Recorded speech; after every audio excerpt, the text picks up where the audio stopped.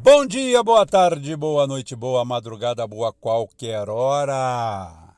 Essa é a conversa ao pé do rádio nesta sexta-feira. Acho que é dia 11, né? Eu tenho quase certeza que é dia 11. Mas também não sei não. Acho que é dia 11. Então, já deu para ver que para mim é bom dia, boa manhã, né? Gente, vamos nos inscrever no canal. Seja membro, faça parte do nosso grupo. R$ 4,99 por mês, você se torna membro da Turma Ruim. Tem outra modalidade ali. Temos o nosso Pix aí. Se você quiser fazer um sticker, fazer uma colaboração, tudo bem. Se não, não tem problema. Tá ótimo. Beleza, vocês são o nosso banner, vocês são o nosso patrocínio, nós não temos outro. E nem vamos ter. Aqui ninguém está à venda. Por isso que a gente mete o dedo na ferida, sem problema algum. Gente, eu vou fazer uma análise aqui para vocês, prévia do governo que se avizinha. O governo do PTSDB, MDB, PPR, PT, PP, LLLL e TPRPP. Isso. Democratas, autocratas, esterocatras e tudo mais. É uma bela salada que temos aí liderado pelo Lula. Lula é o presidente do Brasil eleito, é uma eleição controversa, cheia de manifestações, que, para a sorte de alguns e azar dos outros, está sendo ridicularizada pela mídia, ao invés de ser incentivada. Ou seja, a mídia que incentivou qualquer manifestação com cobertura global em horário nobre contra a Dilma, do próprio PT, hoje se cala e fica quieto em relação às outras manifestações. O que prova que sempre teve carne embaixo do angu. Sempre, sempre. Quem tira, coloca, quem coloca, tira. O judiciário que, como disse o Lula, o STF está acovardado há algum tempo atrás, alguns anos atrás, de dentro do carro, em gravações colhidas de forma ilegal, colocadas em público, falando com seu advogado. Na época eu ainda bobo, ingênuo, velho, mas ainda acreditando em Papai Noel. A velha máxima, né, que apareceu agora, que votar é a versão adulta de mandar uma cartinha para Papai Noel. Verdade, o efeito é o mesmo, ainda mais no quadro que a gente se encontra. Mas é a verdade, é a verdade, é o quadro que nós temos. O judiciário acovardado agora virou valente, ruge como um leão, estava quieto. Os crimes que aconteceram contra o Lula, todo mundo se calou. Passado alguns anos, eis que, magicamente, alguém descobre que eram crimes. Gente, nossa, eram crimes contra o Lula. Olha, não havia competência. Levaram anos para descobrir isso, o que prova um grande conluio, né? Um grande acerto, uma grande negociata. Como disse lá quem foi? Foi o Gedel, né? É com o Supremo, é com tudo. Foi o único ato, assim, apesar de não ter sido diretamente direcionado ao público, podemos dizer, com certeza absoluta, que foi a declaração mais sincera de toda a nova República Brasileira, depois que saiu a ditadura militar e entrou algo assustadoramente pior.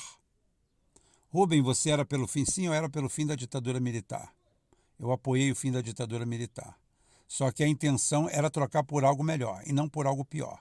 E nós trocamos por uma cleptocracia, uma democracia de ladrões, de bandidos, de marginais, de delinquentes, de bom vivant.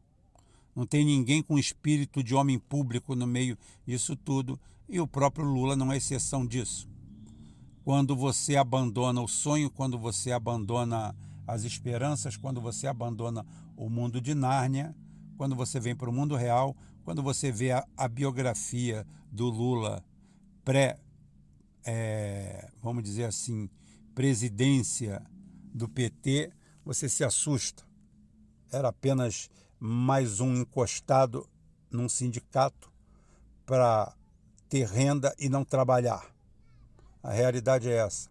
A atuação pífia não tinha nada de monta, até que um conluio estranho o alçou à condição de superestrela através dos próceres da USP, os uspianos, que viram nele uma figura interessante e escolheram, tinha que ser alguém, podia ser o Felipe, o Joaquim, o Manuel, o Francisco, foi o Lula.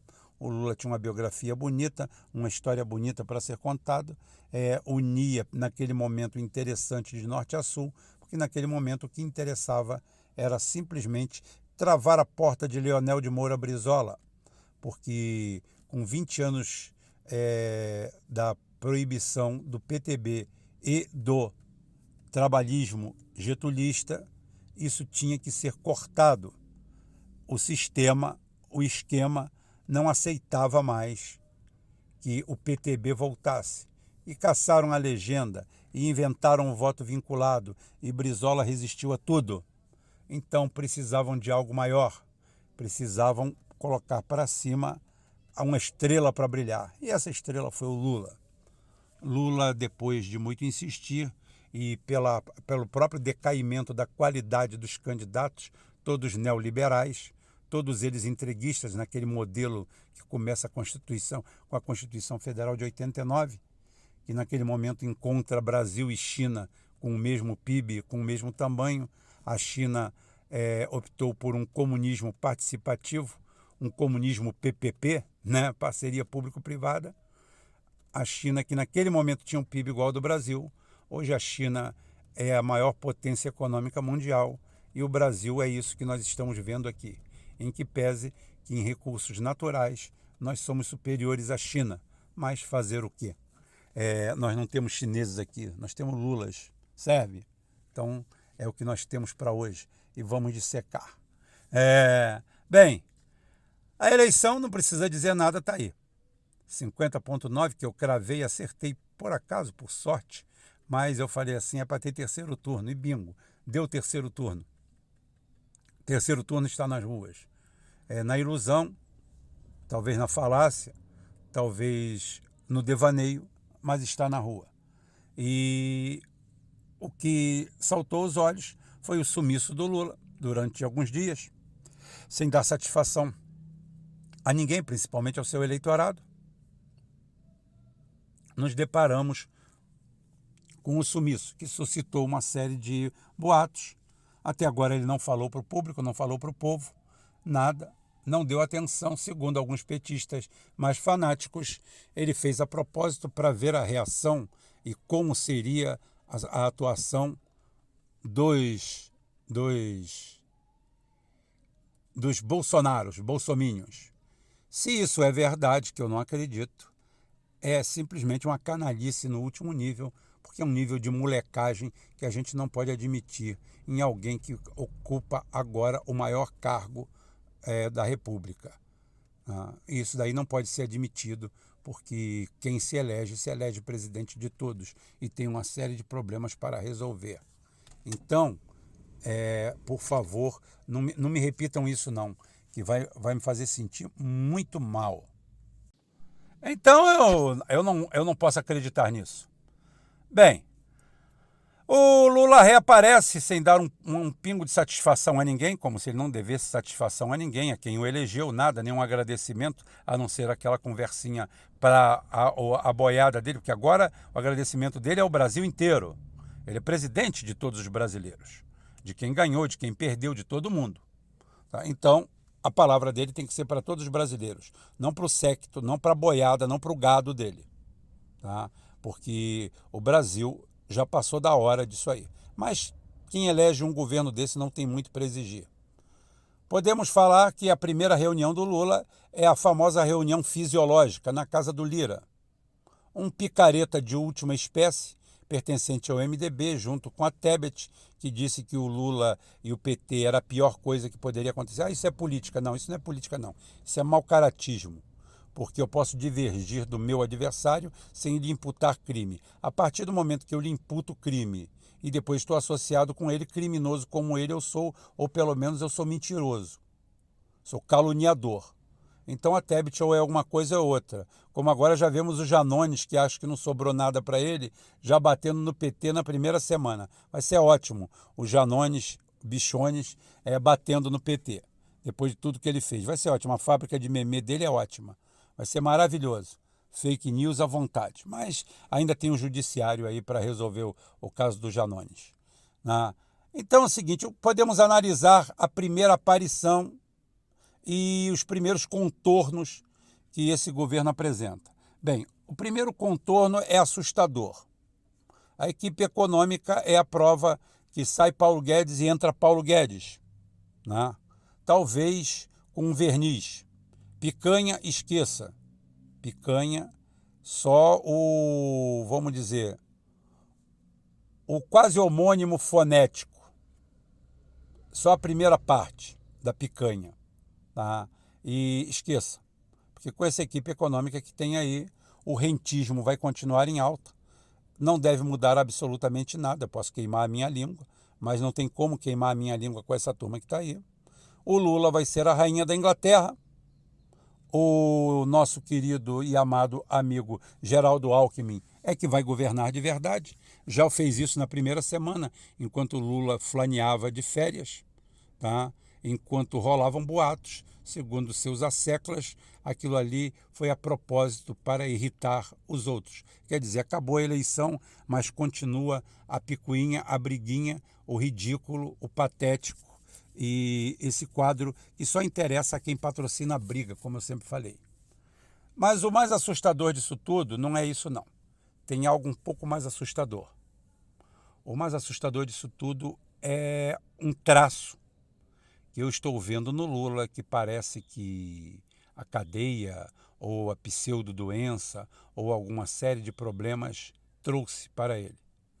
O Lula se tornou um ser amargo, cheio de ódio, revanchista e querendo, pelo menos como rainha da Inglaterra, desforra. Sim, eu tenho visto isso.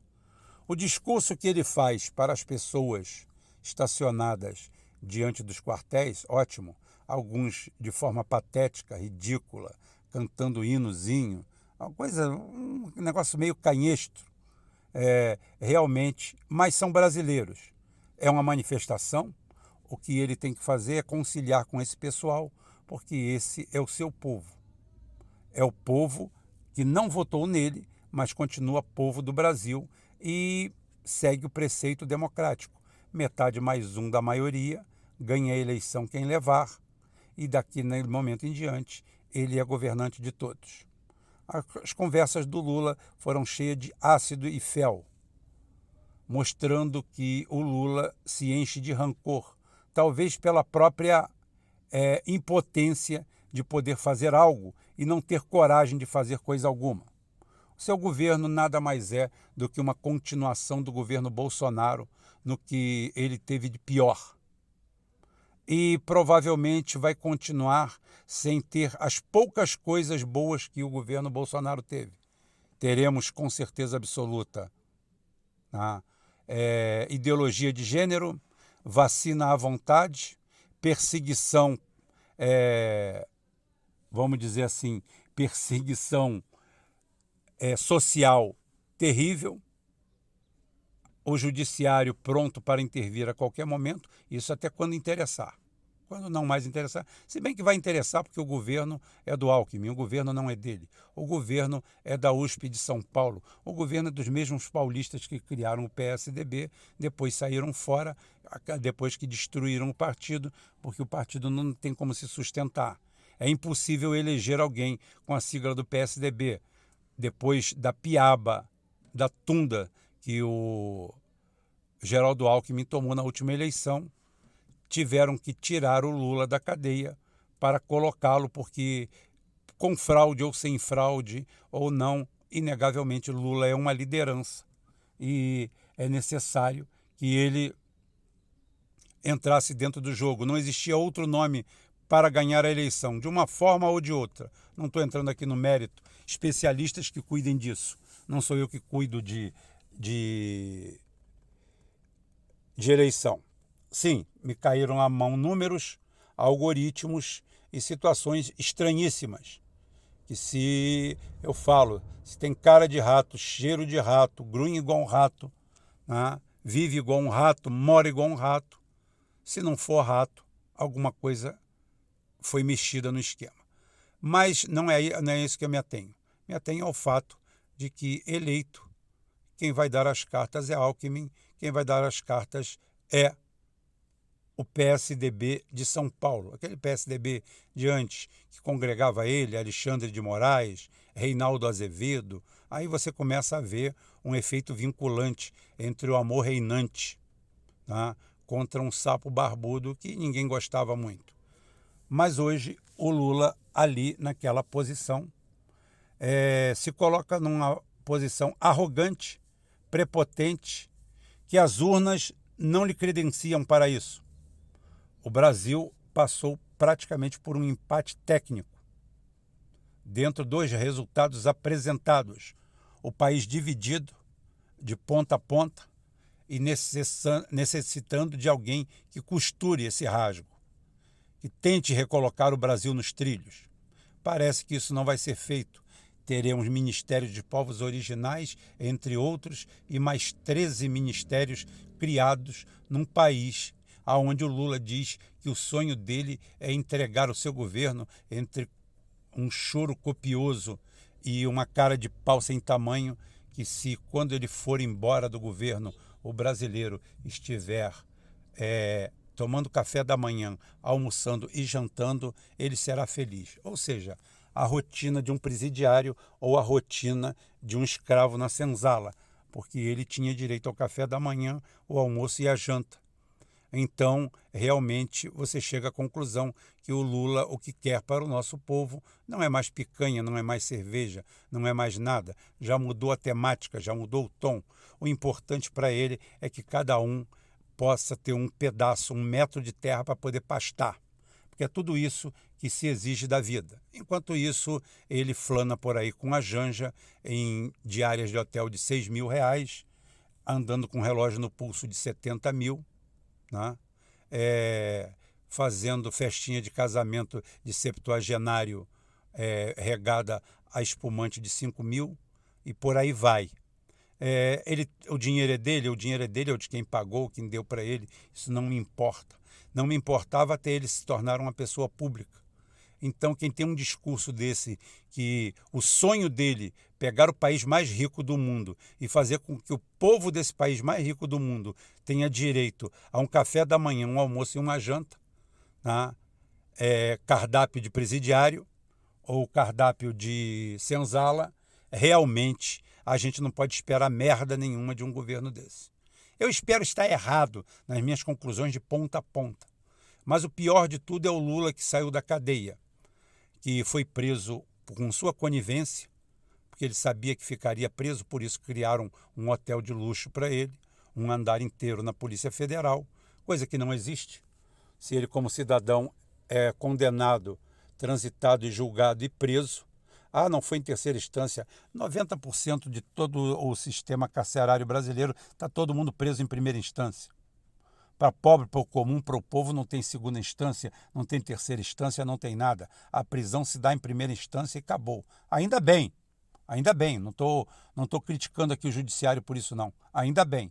Mas todas as prerrogativas legais que são dadas para o alto escalão são negadas ao cidadão comum, que é preso preventivamente, provisoriamente, depois preventivamente, depois é condenado em primeira instância, continua cumprindo, recorre preso, recorre preso e recorre preso. Enquanto esse pessoal é condenado a 180 anos de cadeia, solto, vai lá e no máximo que alguém pega é 6 meses, 8 meses. Ou o Lula, que pegou 1 ano e meio dentro de um resort.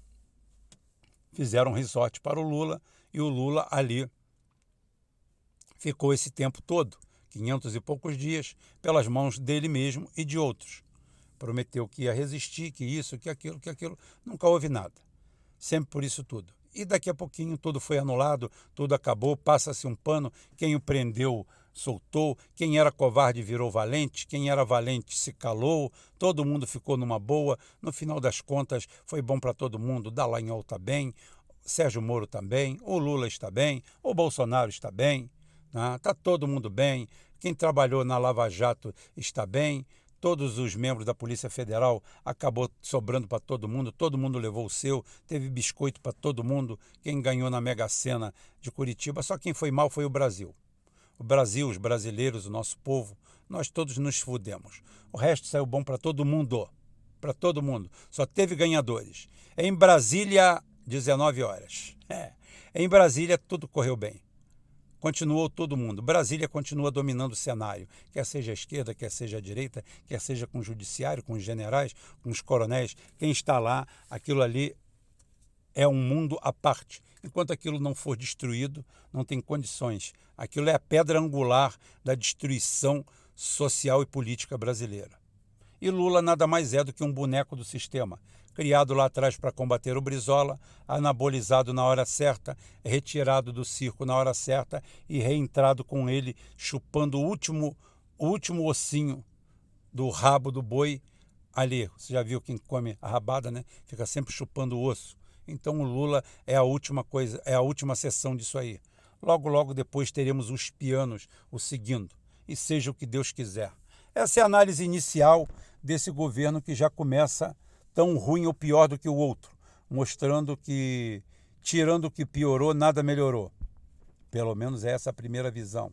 Mas darei o armistício de 6 meses para ver os resultados. Se bem que, ao ver os possíveis prováveis ministros, a decepção começa a crescer bastante.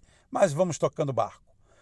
Pela semana a gente faz outra conversa ao pé do rádio. Um abraço, um beijo, um queijo. Fui!